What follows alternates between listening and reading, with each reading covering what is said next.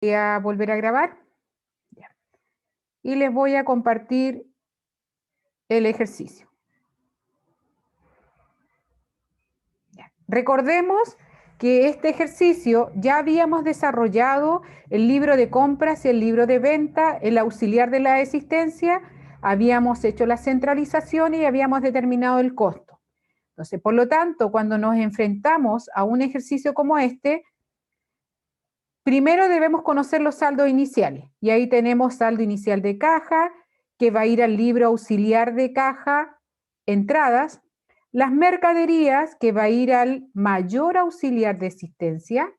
Banco Chile, que va a ir al auxiliar banco depósito. Cuentas por cobrar y cuentas por pagar. Esos son saldos que nos ingresaron. Y con toda esta información que está acá, yo realizo el asiento de reapertura si es que no se ha realizado o no se ha confeccionado. Por lo tanto, lo primero que tendría que hacer es mi asiento de centralización mi asiento de reapertura o de iniciación de actividades. Ya. Después yo analizo las informaciones que aparecen, en este caso del mes de julio, y me indican que hay compras, hay venta, hay pago de la deuda del ejercicio anterior, el banco nos cobra comisiones, el socio retira, el cliente paga en forma anticipada una deuda que traía del ejercicio anterior, se compran en efectivo artículos de aseo con boleta y se realiza un recuento físico y hay un faltante de inventario.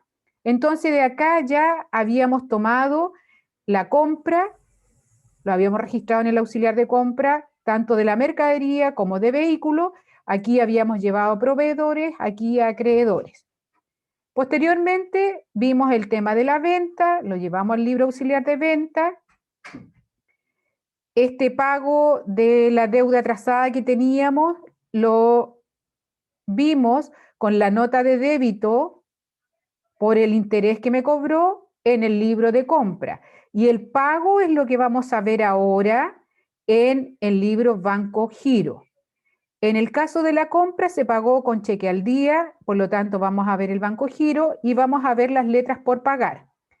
En el caso de la compra de vehículo dice que se pagó con un crédito documentado en 48 cuotas, por lo tanto vamos a ir al libro Documentos por pagar. La venta al cliente la pagó con una letra a 30 días, vamos a ir a documentos por cobrar.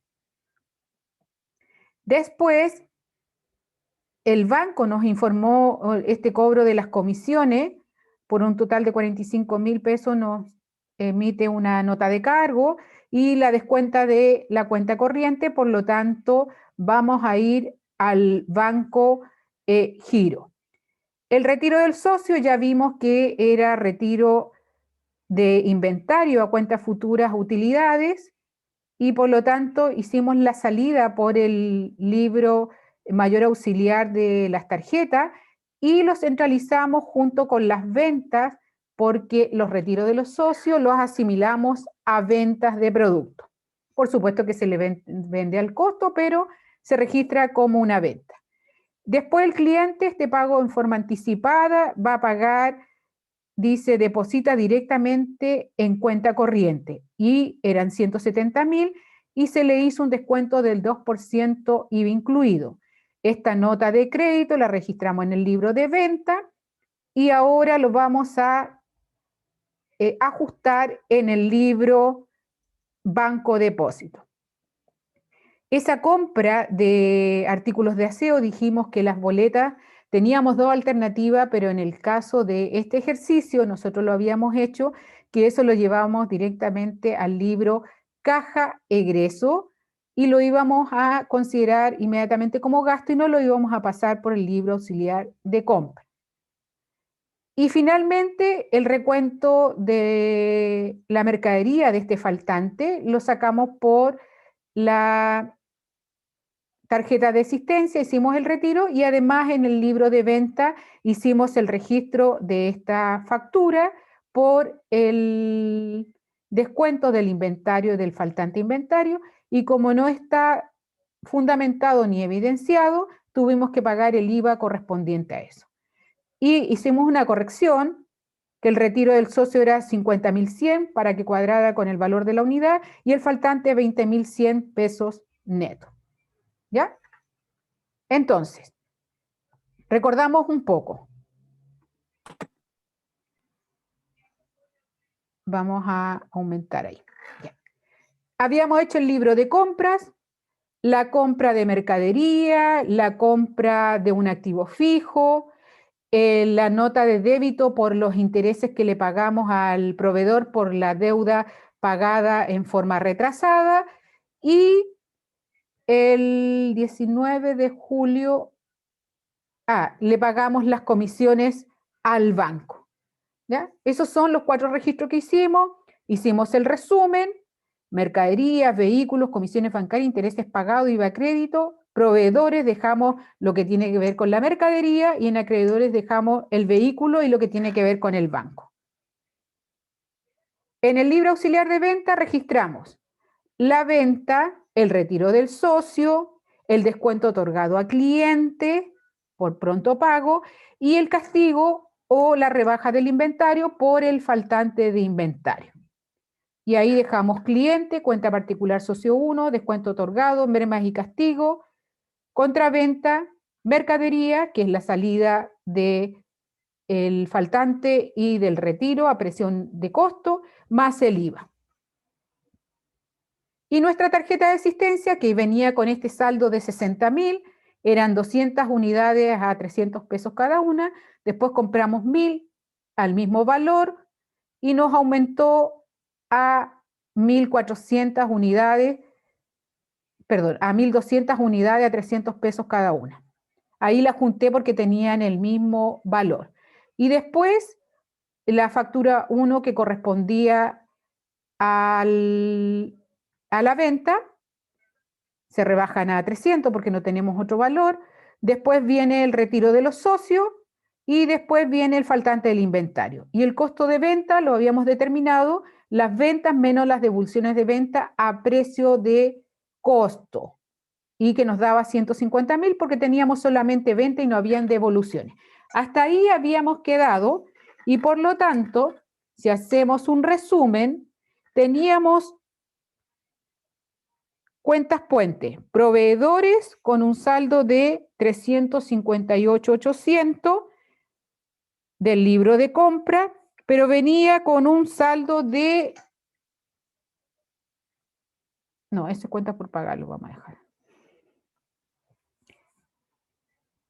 No se cuenta el saldo. Ya. Y tenemos acreedores por 3.020.000. Esas dos cuentas puente se nos generaron a partir del libro de compra. Y en el libro venta generamos la cuenta puente clientes con un saldo de 264.1350 que viene del libro venta. Entonces, yo me hago un esquema de estas 3 cuentas puentes: proveedores, acreedores y cliente, y voy a ver cómo me resulta. De acuerdo al ejercicio, yo veo, pagué con cheque, firmé letras. Documentado, los clientes firmaron con letras. El proveedor pagó con cheque al día. El socio ese cuenta particular.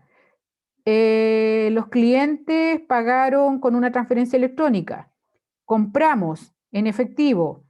Es decir, las cuentas puentes van a tener que quedar saldadas, porque las operaciones del mes de julio no hay ninguna que indique que el cliente pagó al crédito sin documento o que la empresa le pagó a los proveedores sin documento. Está todo documentado, ya sean cheques, efectivo o documentos por cobrar o documentos por pagar. Ese es el análisis que yo tengo que hacer. Ahora voy a ir a ver las formas de pago. Vamos a ir viendo la caja de salida de dinero. Sabemos que la factura 54 abonamos el 10%, debiera tener... el 10% de esa factura se pagó en efectivo. Por lo tanto, del total de la factura, que era 357.000, pagamos el 10%. Y fíjense acá, se rebaja de proveedores. ¿Ya? Y aquí está la boleta, cuando compramos útiles de aseo, 3.500, y mire lo que hicimos, lo llevamos inmediatamente a gastos generales. Si lo hubiésemos llevado al libro de compra, tendríamos que estar rebajando proveedores. Pero en este caso, la boleta la hicimos registro directo en el caja egreso o salida de dinero y lo llevamos a gastos generales. Entonces, en este caso, le estamos rebajando por salida de caja, libro de caja salida, 35.700 a los proveedores. ¿Ya? Y el resumen sería gastos generales por los 3.500, proveedores 35.700 y caja 39.200. Y en el caso de la caja ingreso, solamente tengo el saldo inicial.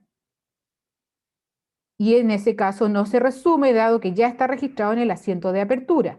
No tenemos ningún pago de los clientes con efectivo o con cheques al día o con cheques a fecha.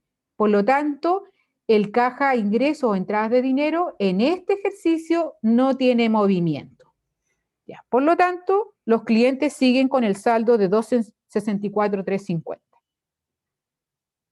¿Se entiende esto, verdad? Vuelvo a repetir. En el caja egreso le estamos dando la salida. Pagamos el 10% de la factura de la compra y compramos útiles de aseo en efectivo que los llevamos directamente a gastos generales y esto no pasó por el libro de compra. Y en el caja ingreso no tiene movimiento porque ningún cliente nos pagó en efectivo, no nos pagaron con cheque al día, ni con cheque a fecha que pudiéramos tener el movimiento para el traslado. ¿Ya? Y solo resumimos el libro caja salida. ¿Ya? Veamos ahora qué pasó con el Banco Giro. Dice que de la factura 254, el 40% lo abonamos con un cheque número 45, lo sacamos del banco y fíjense acá, lo rebajamos de proveedores. ¿Le puedo hacer una consulta? ¿Sí? ¿En qué parte del enunciado salía ese abono del 10%? Ya. Porque en la factura decía que se pagaba 50% con cheque y el otro 50% con firma la letra. No hay abono, yo no vi ningún abono por lo menos en el enunciado. Tienes De hecho, razón. yo lo revisé, o sea, lo rehicimos con unos ¿Ya? colegas compañeros, lo rehicimos el ejercicio y al final borramos el abono del 10% porque en el enunciado no salía. Ya, tienes razón, tienes razón. Dice, se paga 50% al cheque y la diferencia se firma a 30 días. ¿Las letras estaban correctamente? Sí. Ya, entonces, hacemos el arreglo de inmediato. Muy bien. Eso significa que están... ¿Ya dónde está el libro de caja? Aquí, el de salida.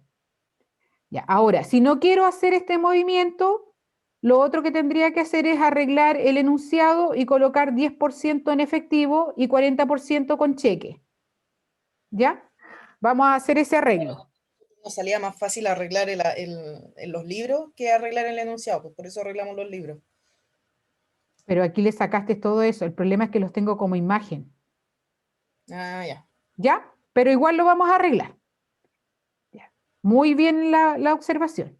¿Ya? Entonces, en este caso sería entonces el 50% y lo vamos a tener que arreglar. Yo prefiero en este caso arreglarles el enunciado de manera que no tenga que cambiar estos libros porque si no tengo que, no recuerdo si los tengo en Excel. Después, me voy a devolver acá, tengo la nota de débito del pago atrasado por las cuentas por pagar. Recordemos que las cuentas por pagar venían por un total de 120.000. y le pagamos en forma atrasada y nos cobraron intereses de 1.800. Entonces, finalmente le pagamos al proveedor con el cheque 46 de 121.800. Fíjense que acá, yo en el libro de compra la nota de débito la había aumentado a los proveedores, por lo tanto ahora tengo que darle la salida. Y la cuenta por pagar se rebaja por los 120.000. Y eso queda saldada. Y en este caso, también pagué comisiones bancarias, que me hizo el cargo el banco, y acreedores, que yo lo había abonado en el libro auxiliar de compra y ahora lo estoy regularizando. Es decir, 45.000 por el libro Banco Giro para acreedores y 300, ¿cuánto el proveedor? No, 144.600 por libro caja, perdón, Banco Giro para proveedores. Estoy haciendo las cuentas T para después mostrárselas. Ya, y ahí hacemos el resumen: proveedores, acreedores, cuentas por pagar, y lo saco del banco.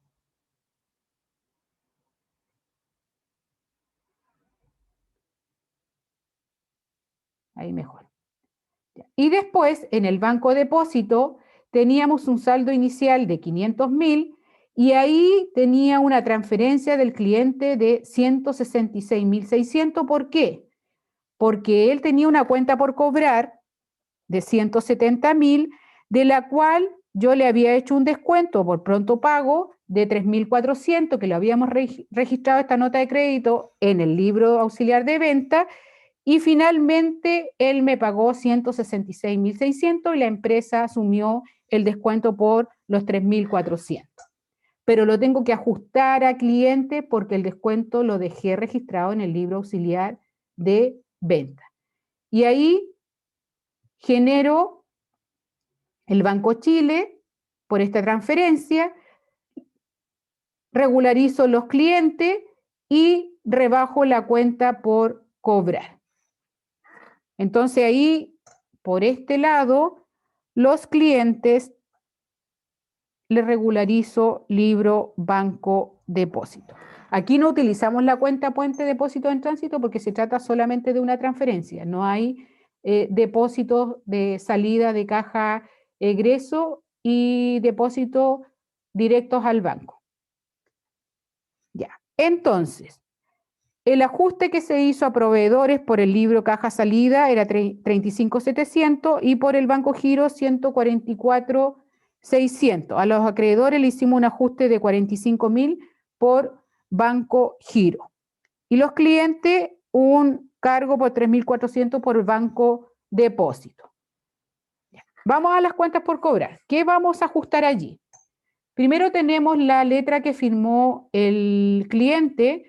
Ahí le cobramos 0,033 porque este ejercicio era antes del año 2016 y por lo tanto se le cobró 88 pesos de impuesto. Por lo tanto, tenemos un ajuste a cliente de 267.750 por libro, documentos por cobrar o letras por cobrar.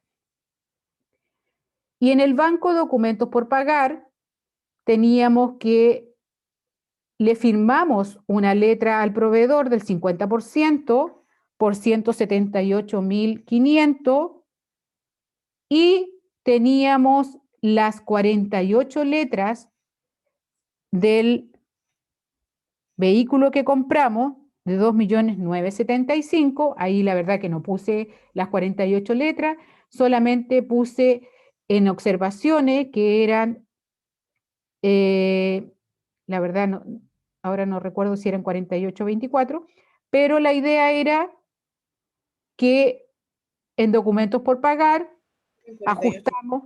¿Ah? Eran 48. Ya, ahí vamos a arreglarlo también. Los proveedores, 178.500 por documentos por pagar, acreedores 2.975.000 por documentos por pagar, y los documentos por cobrar, ya dijimos 267.750. Y el impuesto que queda ahí registrado como gasto y como un pasivo corriente. Y después nos íbamos al libro diario. Aquí está el asiento de apertura, donde yo hago el registro del banco, de la caja, la mercadería, las cuentas por cobrar, las cuentas por pagar y el capital. Después, ¿qué hice acá? Hice el asiento de centralización de las compras, que ya lo habíamos visto en el libro de compra, la centralización del libro de venta. ¿Qué es importante acá? Nuestras cuentas puentes. Proveedores por 358.800 y acreedores por 3.020.000, que eso lo registro en las cuentas de mayor. Y por este otro lado, la cuenta cliente 264.350 con un cargo. Y no tengo otra cuenta puente acá. Entonces, tengo estas 3 cuentas puentes que las tengo que regularizar. Y las regularizamos por por documentos por pagar, regularizamos proveedores por 178.500. Por documentos por cobrar, regularizamos cliente 267.750. Por banco giro, regularizamos proveedores 144.600. Por acreedores, 45.000.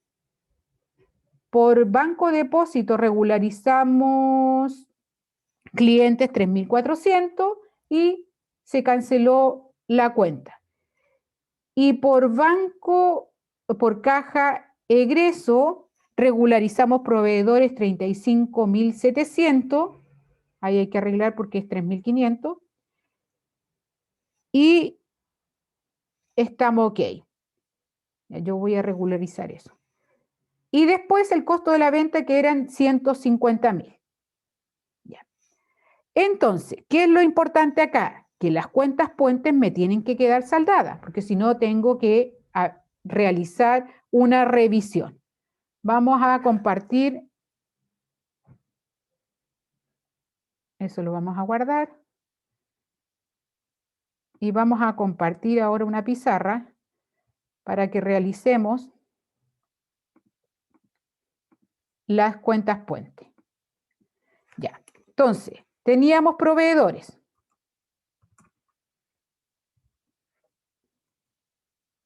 Teníamos 35.700,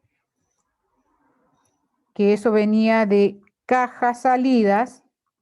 Lo vamos a hacer de esta manera porque me es más difícil hacer el mayor. Tenía un saldo de 358.800, saldo acreedor. Le rebajamos por caja salida 35.700, le rebajamos por banco giro 144.600 y documentos por pagar fue 178.500. Si alguien lo hizo, me va corrigiendo allí. Documentos por pagar. Ya. Si yo sumo todo esto, ¿me tiene que dar 358.800? Veamos.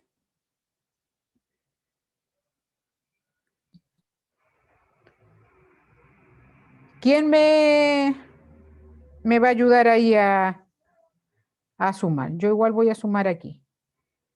35.700 más 144.600 más 178.500. Ya.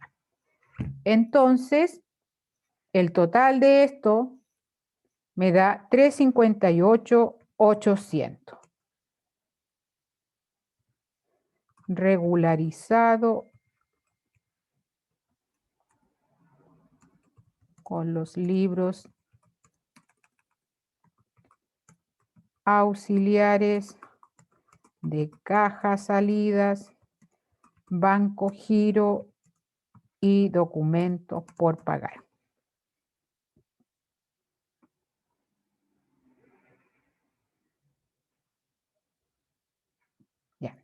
Es decir, tenemos listo nuestra cuenta puente proveedores. Cuenta puente que se originó en el libro auxiliar de compras. Y eso es lo que regularizamos. Es decir, estamos ok. Vamos ahora a ver acreedores.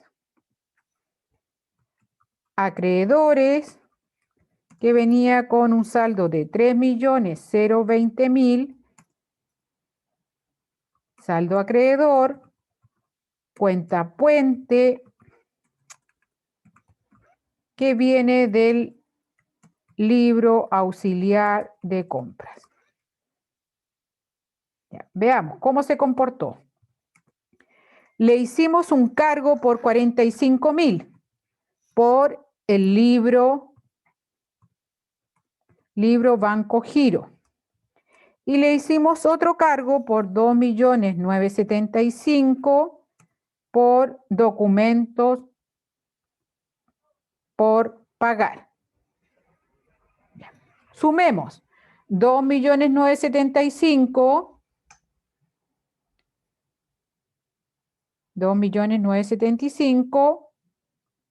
más los 45.000 me da exactamente los 3.020.000. Entonces le ponemos acá regularizado por los auxiliares del diario Banco Giro y documentos por pagar. Profe, una consulta. Dígame. Nosotros cuando hicimos, porque nosotros hicimos los pasos al mayor también. Ya. En las cuentas T nos quedaron saldados tanto proveedores como acreedores. ¿Es necesario igual hacer este resumen que está haciendo usted o con que me cuadren en las cuentas T me basta? Lo que pasa, ok, sí. Lo que yo intentaba acá hacer es justamente qué está pasando con el mayor. ¿Ya? Pero esto en el fondo representa el mayor. Este es el análisis que yo hago del mayor. ¿Ya? Pero está bien, porque lo que tienen que hacer es la cuenta de mayor. Yo en el fondo yo sé que esto es un abono. Este es el abono que hago. Estos son los cargos y se me queda saldada la cuenta porque tanto los débitos como los créditos me da igual.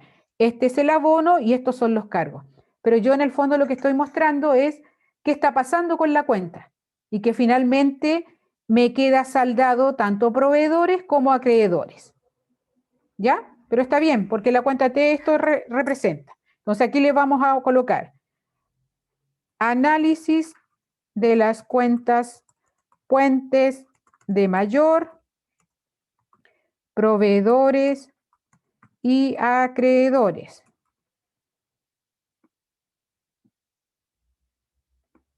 ¿Ya?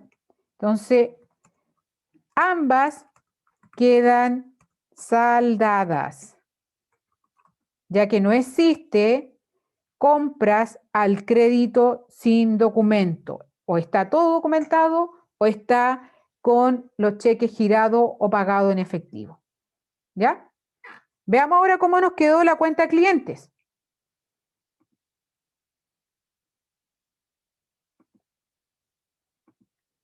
Ya, la cuenta clientes teníamos un saldo deudor de 264.1350.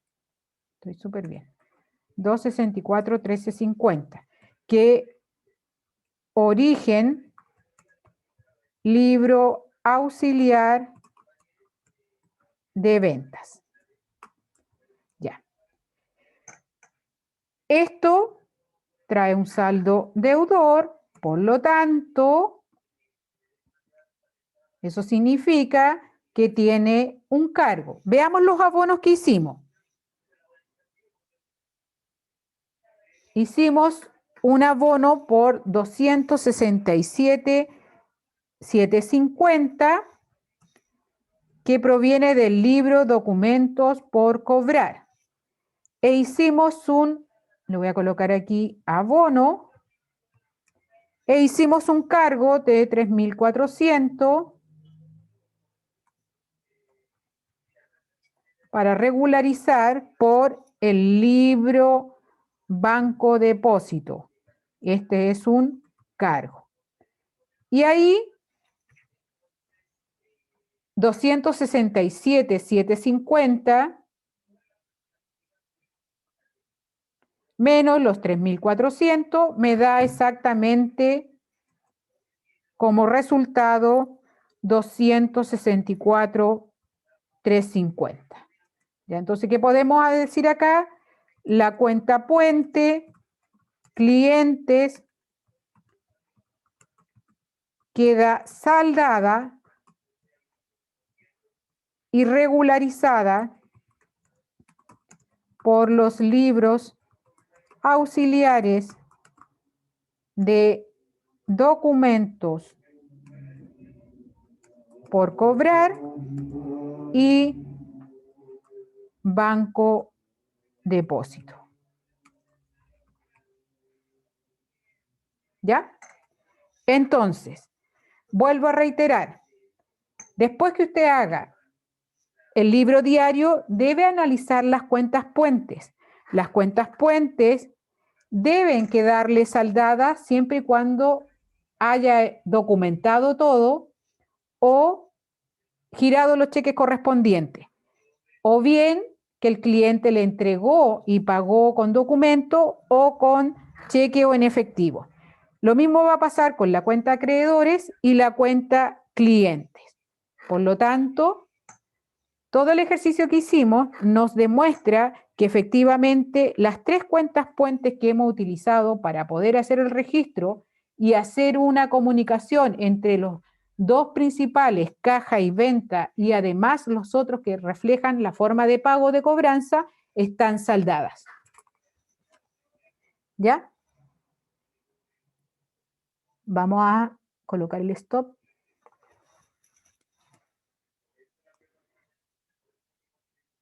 Ya. Por lo tanto, vamos, si yo me devuelvo al ejercicio, voy a abrir nuevamente el ejercicio.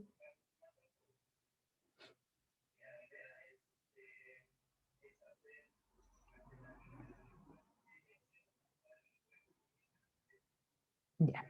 Ahí me comprometo que lo voy a arreglar para que les quede exactamente como debiera. Ya.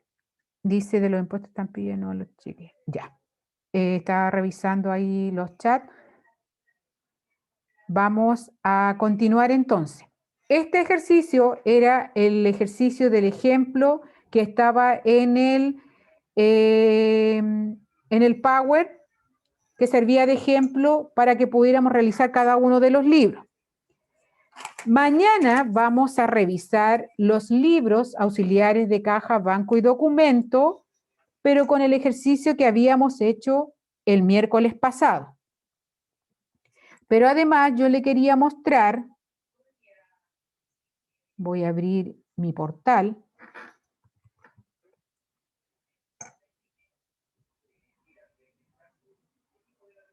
para que ustedes puedan ver qué es lo que tenemos.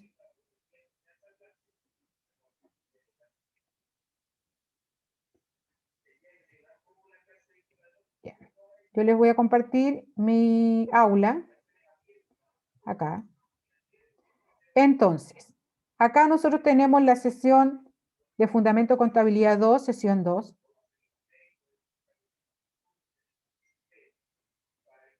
Voy a activarlo. Y para los que no se han metido al aula, acá nosotros tenemos toda la presentación general de la asignatura, la planificación de actividades, que si nosotros la revisamos, nos damos cuenta que la semana pasada teníamos que ver el sistema centralizador con libro, compra y venta y ejemplo, y esta semana retomar con los libros de caja, banco y letras con los ejemplos respectivos. Tenemos el programa La Asignatura, yo les puse un link de libros de apoyo de la asignatura que están en la página de los libros electrónicos de la UB para que los revisaran. Y también les dije que no solamente le iba a servir para esa asignatura, sino que para otras asignaturas de la línea contabilidad. El taller diagnóstico que revisamos, ahí está el video, acá ustedes subieron los que desarrollaron el taller, y la pauta del taller, por supuesto, para que lo pudieran revisar. Y ahí está el video.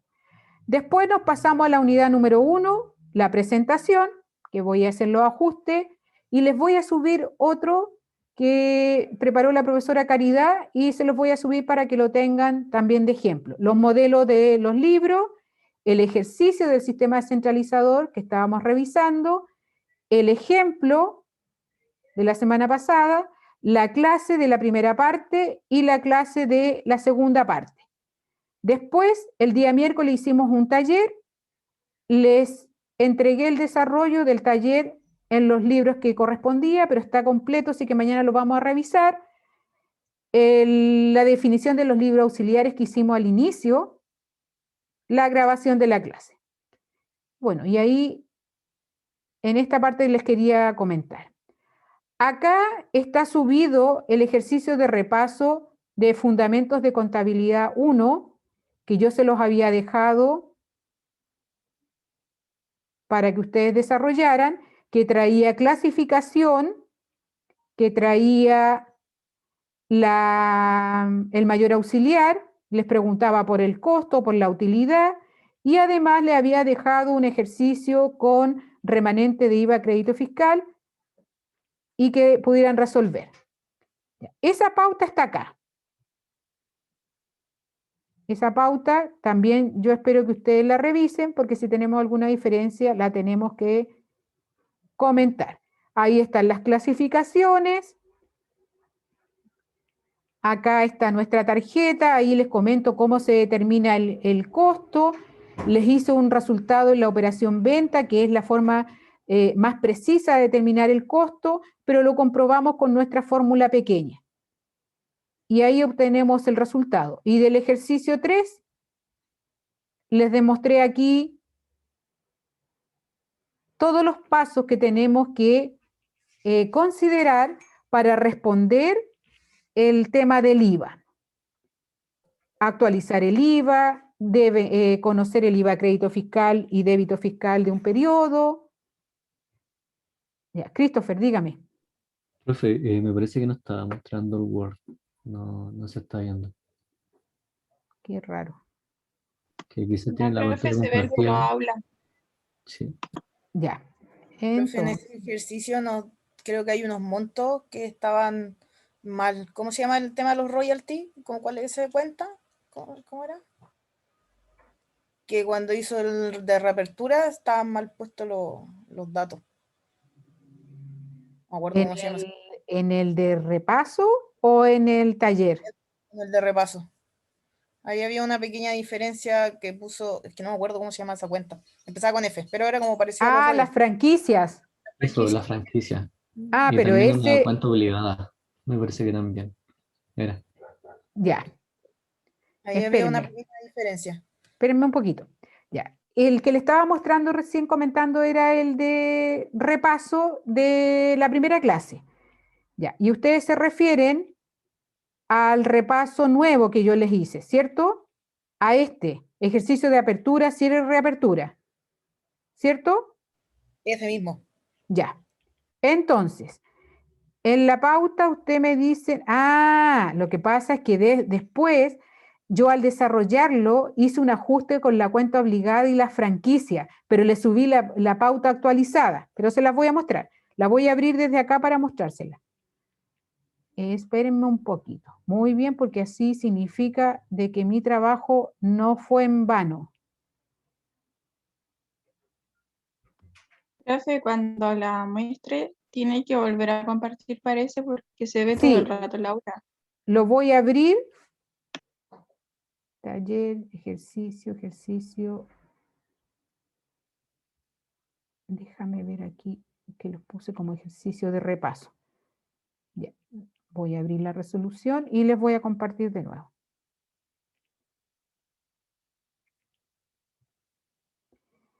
Ya, ¿dónde estás?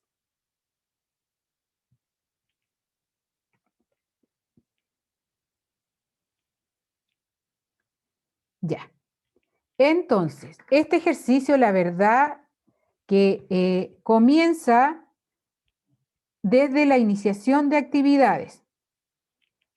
Le hice toda una apertura.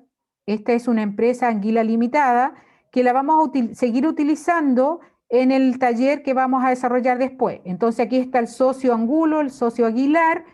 Cada uno se comprometieron, uno en un 40%, el otro en un 60%, y un total de capital autorizado de 40 millones.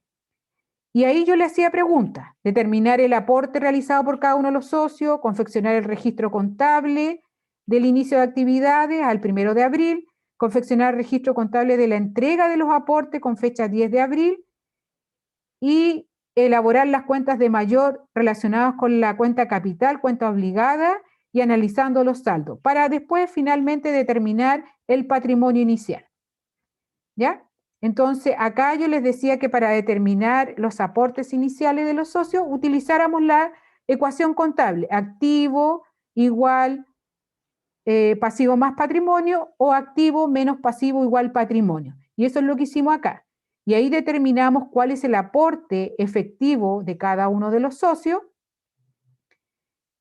y contabilizamos. Fíjense que el primer asiento de compromiso son las cuentas obligadas contra capital del total del compromiso que hacen los socios. Y posteriormente ajustamos cada una de las cuentas. Primero hicimos el socio Angulo, que aportó 10.790.000, que es lo que aparece acá, y el socio Aguilar hizo un aporte efectivo de 11 millones de pesos.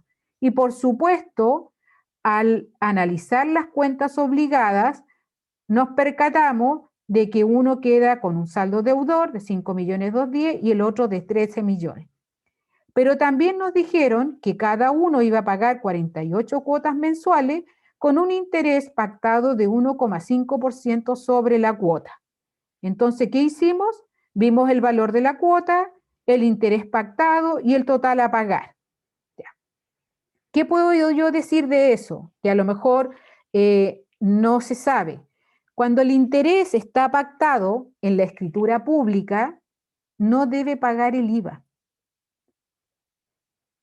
Cuando el interés no está pactado y se le cobra un interés porque está pagando fuera de plazo, allí nosotros tenemos que generarle la nota de débito correspondiente y le vamos a cobrar el IVA. ¿Ya? Vuelvo a insistir, cuando los intereses por el pago de las cuotas sociales está pactado en una escritura pública, no se le debe cobrar el IVA al socio.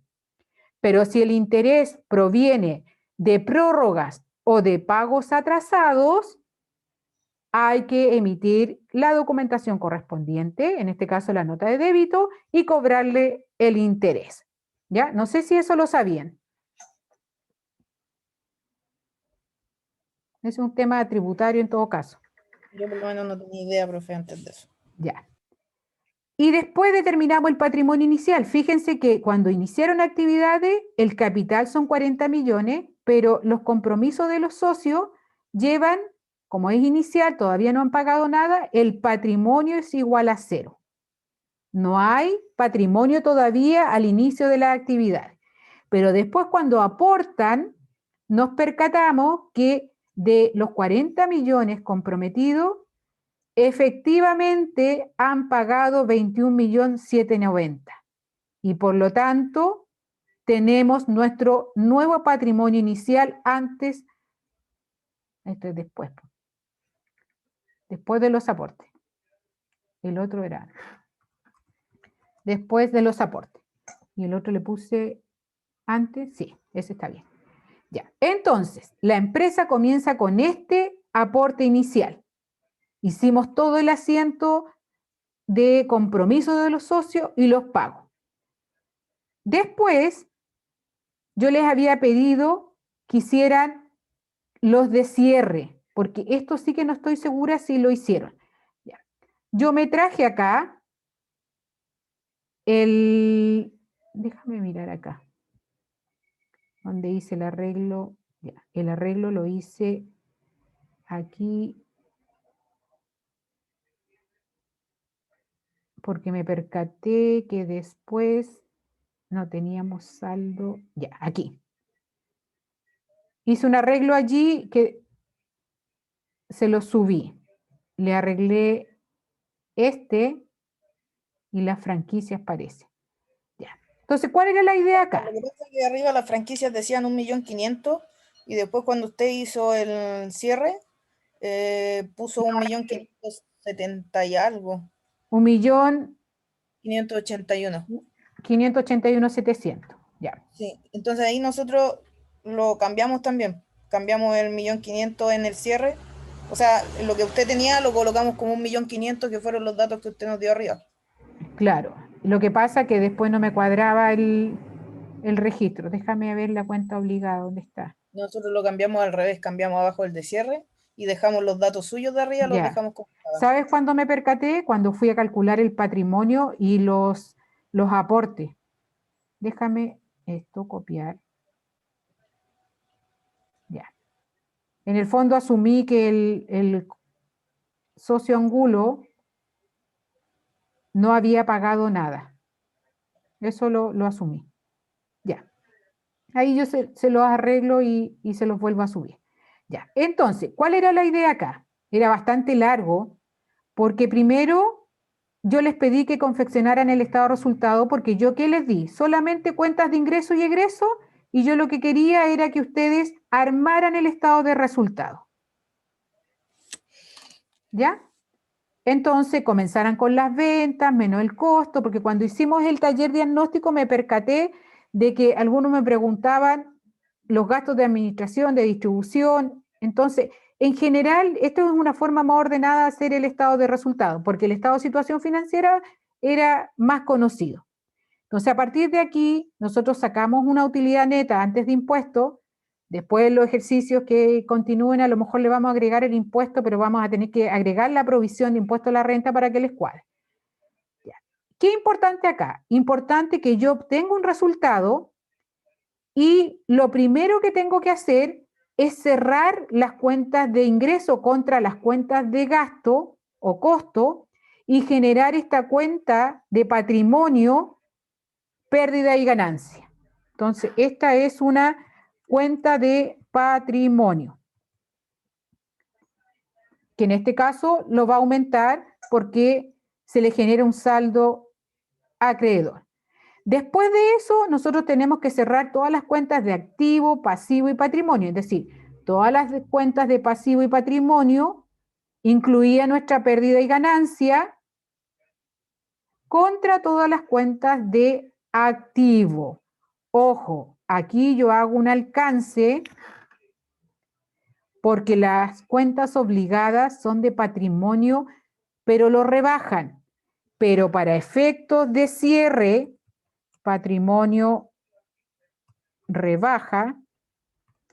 Para efectos de cierre y de cuadratura, como tienen saldo deudor, yo las tengo que abonar.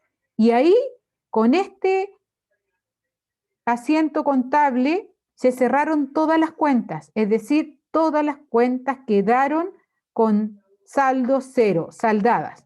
Eso ocurrió al 31 de diciembre del año 2020. Pero después, cuando comencé el ejercicio del 2021, vuelvo a abrir todas las cuentas de activo, incluyendo las cuentas obligadas que tienen saldo deudor, contra las cuentas de pasivo y patrimonio. Y ahí vuelve mi cuenta pérdida y ganancia a salir. Es decir, todos los ejercicios, las cuentas que se cierran y no vuelven a registrar saldo de arrastre son las cuentas de resultado, porque esta cuenta patrimonial es la que las va a representar. Vuelvo a repetir, todas las cuentas de ingresos y gastos se cierran cada periodo, no se vuelven a reabrir y se ingresa toda la información en una sola cuenta patrimonial que es pérdida y ganancia. También se puede llamar utilidades acumuladas, utilidades retenidas, utilidad del ejercicio, pero le vamos a llamar así porque después vamos a hacer la distribución. Y la distribución, en primer lugar, siempre es a los socios. Como es una empresa limitada, aquí hay que obedecer a lo que dice la escritura pública, y en este caso decía que el 40% era para el socio Angulo y el 60% era para el socio Aguilar. Pero nosotros no repartimos todo a los socios, sino que siempre hay que dejar alguna reserva. Y en este caso se distribuyó el 30% a los socios, un 40 del 30, un 60 del 30, y el resto se acumuló para futuros periodos. Y ahí creamos esta otra cuenta de patrimonio,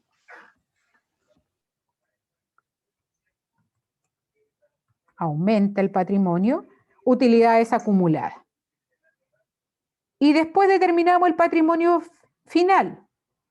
El capital inamovible. El capital se mantiene siempre con los 40 millones de pesos y lo que se van moviendo son las cuentas que los complementan.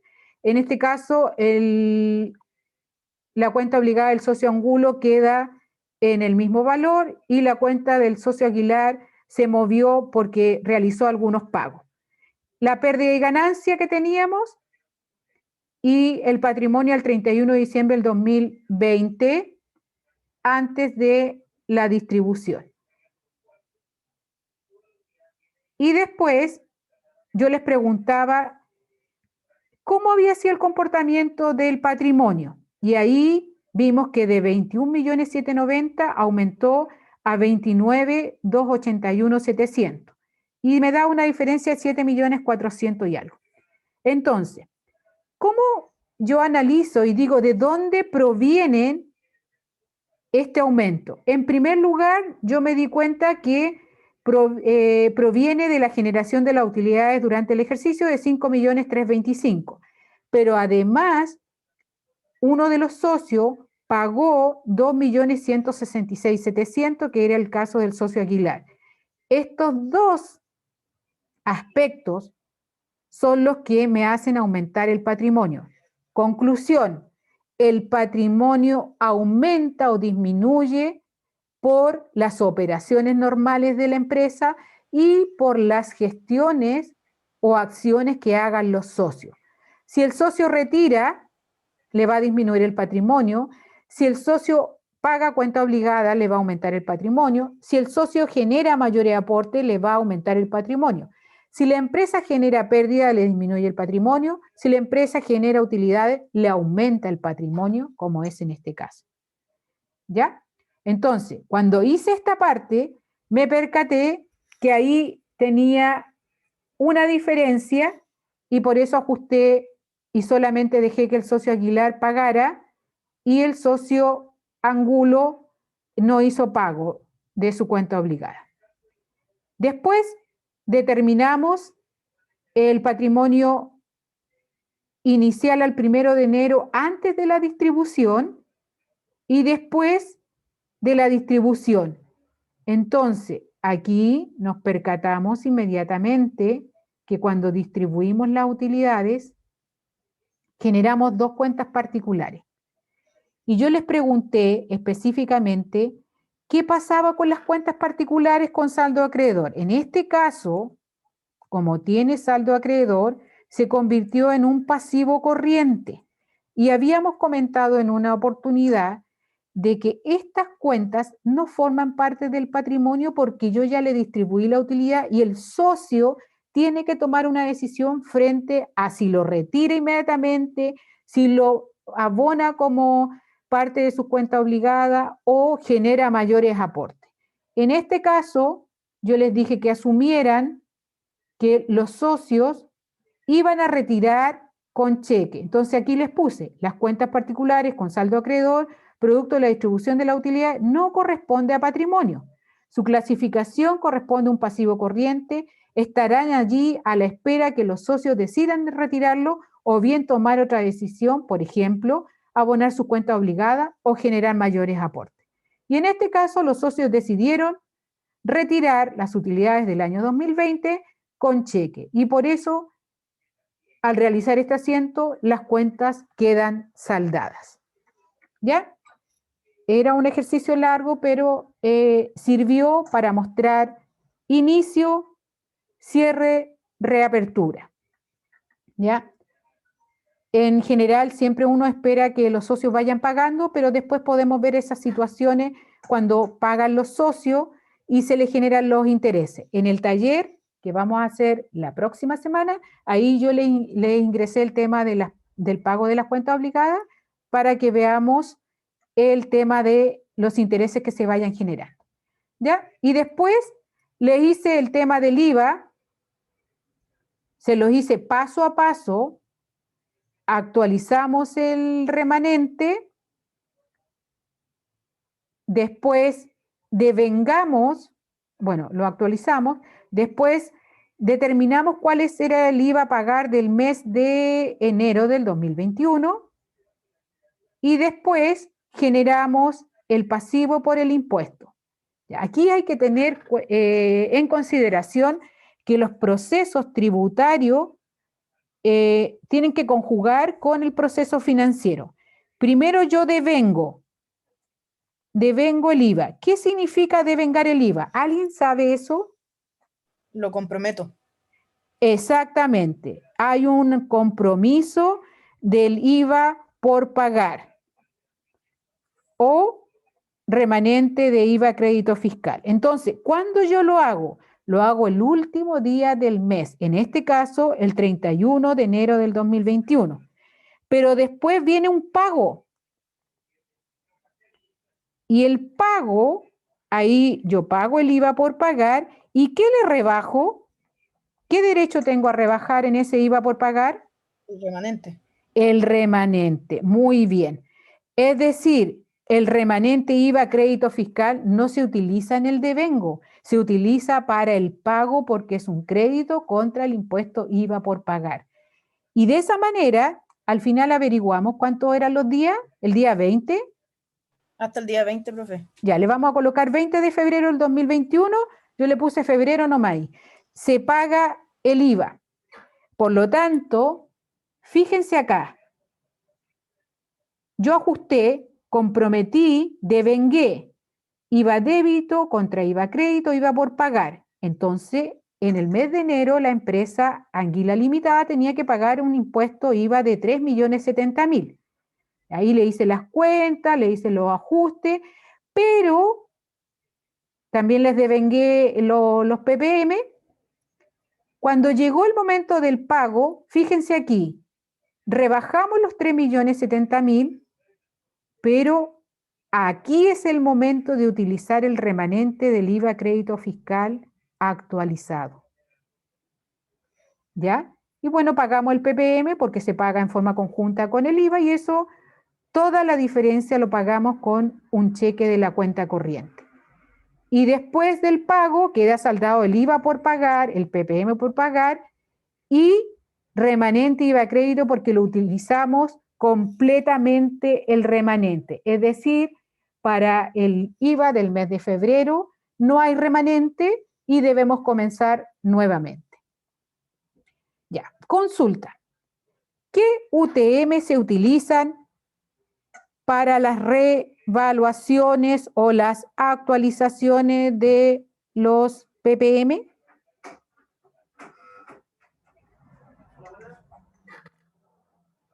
La del mes en la que yo declaro el mes anterior. Entonces, ocupo la del mes en la que yo estoy declarando. Ya, el mes de enero yo lo voy a pagar en febrero, ¿cierto? Sí. Entonces, cuando yo determine el remanente del mes de enero, voy a utilizar la UTM del mes de febrero, ¿cierto? Sí. Cuando vaya a pagar el mes de febrero en marzo, yo para actualizar el remanente de marzo voy a utilizar la UTM de marzo. ¿Ya? Entonces, es cierto, uno está como pensando en que se tiene que actualizar en el momento de la declaración, y en este caso, declaración y o pago simultáneo. ¿Ya? Recordemos, nuevas palabras, devengo, declaración, pago. El devengo lo utilizamos tanto en la contabilidad financiera como en la tributación, pero lo que es declaración y pago simultáneo es un tema tributario. Por lo tanto, nosotros tenemos que saber que nosotros vamos a devengar nuestro impuesto el último día del mes, pero lo vamos a pagar dentro de los 20 días siguientes del mes que sigue. Por lo tanto, ya tenemos otras palabras para nuestro glosario de términos: devengo, declaración y pago simultáneo. ¿Puedo postergar el IVA? ¿Puedo postergar el IVA?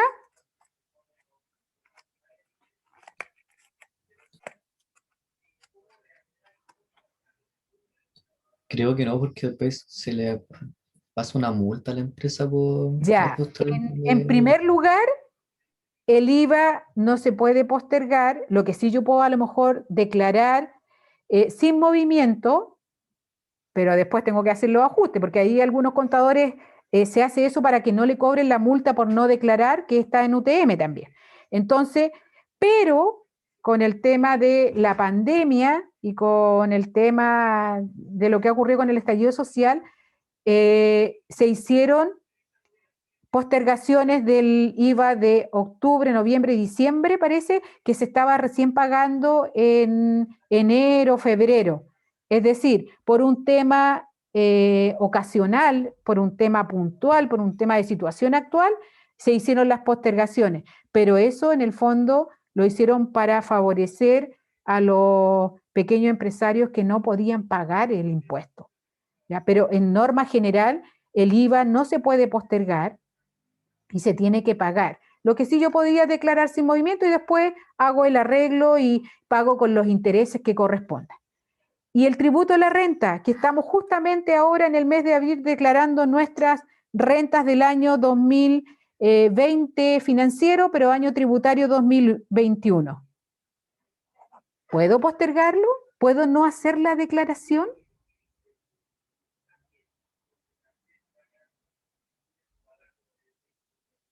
¿Qué creen?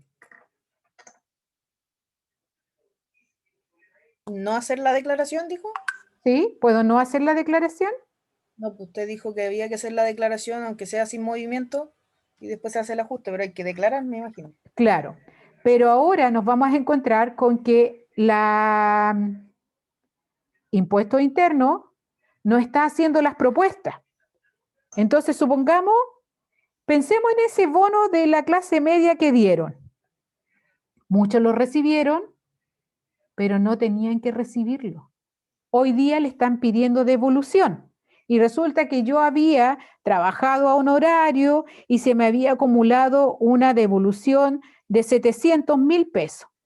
Pero voy a la propuesta y resulta que ahora me descontaron los 500.000 y me van a devolver 200.000. ¿Hago o no hago la declaración? ¿Qué creen?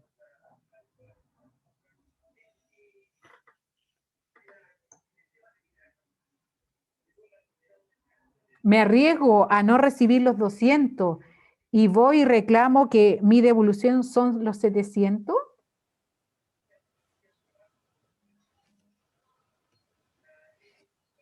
Muy difícil la pregunta. Ya. Como el tema del bono de la clase media tenía que cumplir ciertos requisitos, por ejemplo, que le hubiesen rebajado el sueldo, que hubiese quedado cesante. Cuando ingresó los datos para el bono, debió haber ingresado los datos reales. Y hay algunos que no los ingresaron o ingresaron cero y a ellos le están pidiendo la devolución. Bueno, de eso también está ahí en crítica y todo, pero la idea es que en el fondo, mejor que yo haga la declaración, que me devuelvan los 200 y después apelo, a lo mejor si me correspondía o no me correspondía el bono. Ahora, el tema del impuesto a la renta, si yo no quiero declarar la propuesta, ¿la puedo cambiar? Sí, la puedo cambiar. Pero después eso va a ser revisado porque hacen todo un seguimiento de mi declaración y van a llegar en un momento en que me van a decir aceptada y me hacen la devolución. ¿Ya?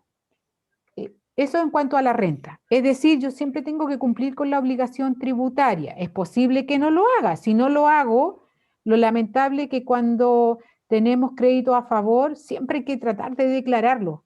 Declarar el PPM, declarar el IVA, el remanente de IVA crédito, y después a lo mejor hacemos los ajustes. Si no hoy día no tenemos flujo de caja, pero a lo mejor mañana sí vamos a tener y vamos a postergar.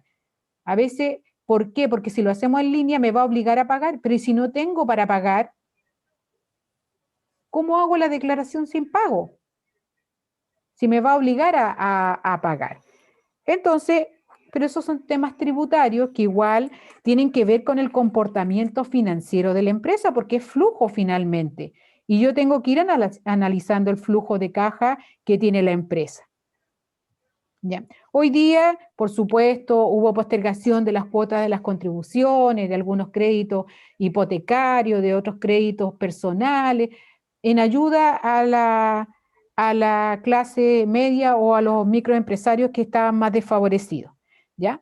Pero hay otros que igual postergaron las cuotas, pero le estaban cobrando intereses, porque las cuotas las dejaron como última cuota. Por ejemplo, si usted tenía 24 cuotas, a partir de la 25, 26, 27, pero esas 25, 26, 27 tenían intereses que pagar. ¿Ya? A lo mejor esto es como temas de cultura general o que tienen que saber porque están relacionados con los flujos. Nosotros igual tenemos que hacer administración de los flujos de efectivo, no tenemos que pensar que yo voy a hacer solo un asiento, un registro contable, pero sin mirar para dónde va eso. ¿Qué consecuencia tiene que yo registre o no registre algo en los libros de contabilidad? Sabemos que tenemos que registrar todos los hechos económicos que ocurren. No podemos obviar nada. También tenemos que armar las notas explicativas de estos estados financieros. Pero yo quisiera que ustedes, cada vez que hicieran un registro en los libros, pensaran, ¿para dónde va ese registro? ¿Qué significa? ¿Me va a disminuir mi flujo de efectivo? ¿Me va a aumentar mi flujo? ¿Me va a generar un resultado positivo? ¿Me va a generar un resultado negativo?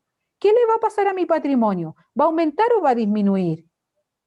¿El valor de la empresa disminuye con esta operación que yo estoy realizando o no disminuye? ¿Le agrega valor esta operación que yo estoy realizando a mi empresa?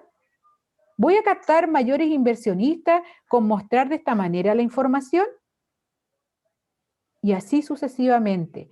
Es decir, quiero que ustedes vayan más allá, que abran un poquito más sus mentes y digan, ah, esto yo lo estoy haciendo y este es el efecto que va a tener en el patrimonio, en el resultado, en los gastos, en los ingresos, en las inversiones, en el financiamiento.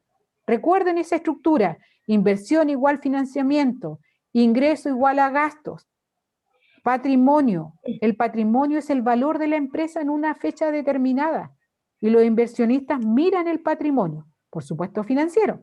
También tenemos un tema tributario que tenemos que revisar: qué tan responsable ha sido la empresa en el pago de sus tributos. Porque si yo invierto en esa empresa, también me tengo que hacer responsable de las futuras liquidaciones que se haga a la empresa y pagar a lo mejor tributos que no ha pagado. ¿Ya? Es interesante. Creo que es importante que tratemos otras temáticas para que vayan viendo, porque después cuando veamos normativa contable 1 y 2, allí, por supuesto, inmediatamente miramos los efectos que están en los flujos, en los patrimonios, en la aplicación de cada una de esas normas financieras internacionales. Así que, ¿hay alguna otra consulta? Yo les voy a pedir que por favor vayan revisando los ejercicios. Qué bueno, y felicito a los que revisaron, porque yo igual estuve el fin de semana comprometida con esto, haciendo las revisiones, y habíamos quedado cada 15 días o todas las semanas que íbamos a dejar ejercicios de repaso, porque tampoco los quiero abrumar. Esta semana me gustaría dejarle ejercicio de sistema centralizador. ¿Les parece? Sí, Porque perfecto. además de los que nosotros vamos a ver en clase, también tienen que tener otros ejercicios para desarrollarlos. Sí, profe, el centralizador Ya, estaría bueno. ya. Sí, Entonces profe, deje algo ver si no. esta semana les dejo sistema Sí, a todos. centralizador, ¿cierto? Con pauta. Y ustedes van revisando allí, si tenemos alguna diferencia, me las hacen notar como lo hizo el grupo de Pauli con, no sé con quién más habrá trabajado. Trabajamos con el Seba Murúa, el Marco y el Cris. Ya, me parece. Entonces, yo me comprometo a subir la pauta nuevamente corregida y si tengo alguna diferencia, me la hacen saber en un correíto para arreglarle. ¿Ya? Si no vieron esa temática, revísenla. Revísenla en los libros y la van a encontrar. Ahora, yo pedí que digitalizaran el libro de la Berta Silva y el Torres Salazar. Vamos a ver si nos resulta, porque yo creo que esos libros también son importantes y son básicos para que ustedes los vayan leyendo. Porque todos los otros libros que yo les di son de, salvo el de Carlos Filguera, son chilenos. Los demás son todos extranjeros. Entonces quisiera que el libro de la Berta Silva y del Torres Salazar pudiera estar digitalizado de manera que ustedes lo vayan revisando y de esa manera tener ya algo más cercano a nuestro país, que son estos dos doctrinarios chilenos. ¿Ya? ¿Alguna pregunta? ¿Alguna otra cosa que me quisieran consultar?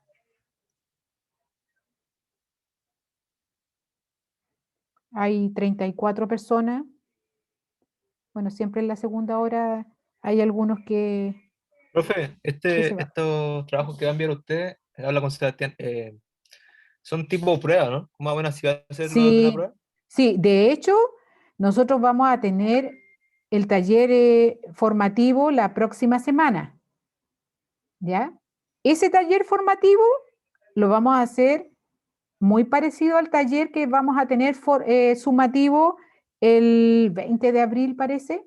¿Quién me recuerda? ¿Quién revisa por ahí? Porque tenemos un compromiso el 20 de abril y uno el 27 de abril. Ah, la biblioteca, Esteban, tiene horario de atención. El 22 dijo la Tati. 22 de abril. Eso dijo la Tati. El 27 tenemos prueba con usted, profesora. Ya, esa es la de la integral, ¿cierto? Que es desarrollo de caso. Pero Yo no tengo antes de anotado ni un eso, taller.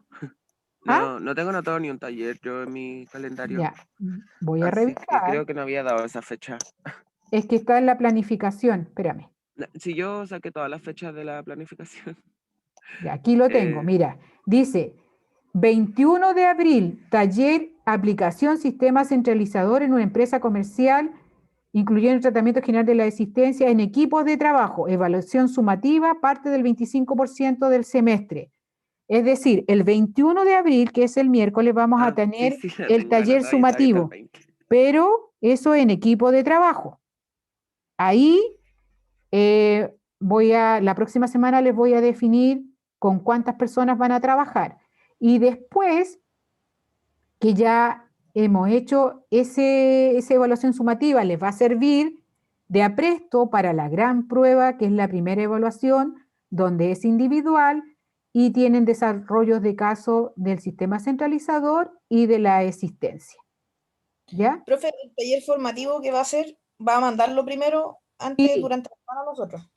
Sí, de todas maneras, yo ya lo tengo listo, pero lo estamos revisando con la profesora Caridad si hay algún detalle. Ese yo se los voy a mandar. ¿Por qué se los quiero mandar? Porque quiero que ustedes lo vean. Lo vean y como el día miércoles es menos horas lo que tenemos, yo necesito hacerlo completamente el día martes de la próxima semana. Nos vamos a dar el tiempo de desarrollarlo en forma completa y ahí yo le incluyo las cuentas obligadas, las cuentas particulares, los pagos de los socios, el IVA, el costo, es decir, lo vamos a hacer completo. Ahora, igual tenemos que pensar con la profesora Caridad qué tipo de prueba le vamos a hacer, porque hay que hacerlo a través del aula y que no sea tan largo para que lo puedan terminar en el tiempo que se define máximo 3 horas. Máximo 3 horas. ¿Ya? De Profe, las 10:30 a la para 1:30. los talleres, los grupos pueden ser de 4. Es que ahí lo voy a ver, cuántos somos, porque en definitiva ahora voy a tener que sacar el listado, ya esta semana yo creo que ya se cierra el listado de estudiantes, y ahí voy a ver cuántos somos y cuántos grupos me van a quedar. Por lo menos tengo que armar unos 11 grupos, yo creo. ¿Ya? Y ahí yo les voy a decir, algunos de 4, algunos de 5, pero máximo, no más, ni menos, porque, bueno, algunos van a querer trabajar de 3, pero eso me va a aumentar el número de grupos. ¿Ya? Y en este minuto yo tengo 46 estudiantes. Entonces, si hago 11 grupos de 4, serían 44, ¿cierto? Y me quedarían 2 estudiantes. Y eso tendría que formar 2 grupos de 5. Jorge me pregunta si se puede hacer con la otra sección. Sí, se puede hacer porque yo el día miércoles hago para ambos. Y eso yo le voy a preguntar a la profesora Caridad si ella puede tomar a las 10:15 el otro grupo y yo tomar los 2 grupos a la misma hora para explicarles el taller. Entonces ahí se pueden juntar con el grupo A y el B. No hay problema, porque ahí soy yo la profesora, la misma que voy a revisar todos esos talleres. ¿Ya? La idea es que nadie quede solo. Aquí no se hacen trabajos individuales porque justamente esta parte es de trabajo en equipo. ¿Ya? Yo sé que les cuesta a veces juntarse, pero por último usen WhatsApp, usen el correo, busquen algún mecanismo para... De 4 y dijo que van a ser grupos de 4, si solo podemos hacer uno de los que son de 4. El Marco está hablando con alguien o conmigo. Oh, profe, perdón. Ya. Entonces, compromiso para esta semana. Yo comprometía a subirle la pauta actualizada del repaso. Esta semana, ejercicios de sistema centralizador al aula para que hagan el fin de semana. Y les voy a subir el taller que vamos a desarrollar el próximo martes, porque mañana tenemos que terminar el que nos quedó pendiente de la semana pasada. ¿Se acuerdan? Sí, ¿cierto? Hay otro. Y entonces, para la próxima semana, pauta corregida, lo voy a anotar aquí, taller para el martes 13 de abril y ejercicios, al menos uno, de sistema centralizador para ejercitación. Ya, hay varios por ahí. Yo la verdad que he tratado de hacer otros nuevos para que los antiguos les sirvan de ejercitación. Ahí la profesora Caridad ya me mandó uno que ella había hecho el semestre anterior para que lo usen de ejercitación. Ya. Llegamos a las 13:15, yo había programado la sesión hasta esta hora. Si no hay más consulta, vamos a concluir. No sé si tengo algún chat. Ya. ¿Algún comentario, algo? Creo que ya nos vamos habituando, nos estamos conociendo un poquito más y de a poco vamos a ir sacando adelante esta importante asignatura de la línea de contabilidad. Así que yo les agradezco su permanencia por casi 3 horas y los invito nuevamente a revisar el aula y a hacer los ejercicios que la profesora con tanto cariño les hace para que ustedes puedan repasar los contenidos de las unidades temáticas. Así que nos vemos mañana para terminar el ejercicio que nos había quedado pendiente de taller. Así que muchas gracias. Muchas gracias, profe. Gracias, profe. Gracias, profe, que tenga buen día. Gracias.